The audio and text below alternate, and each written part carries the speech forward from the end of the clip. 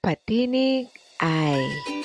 Kilalanin natin ang mga bagay na nagsisimula sa titik ay na may tunog na I, I, I. Ulitin nga natin. I, I, I. I, I, ibon. I, I, isda. I, I, itak. I, I, ilaw.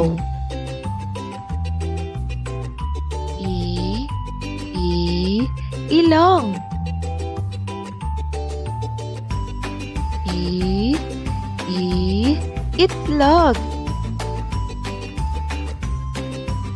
I, I, ipis. I, I, isa. I, I, ilog. I, I, ina. Ano-ano nga ulit ang mga bagay na nagsisimula sa titik ay ibon, isda, itak, ilaw, ilong, ipis, isa, ilog, at ina.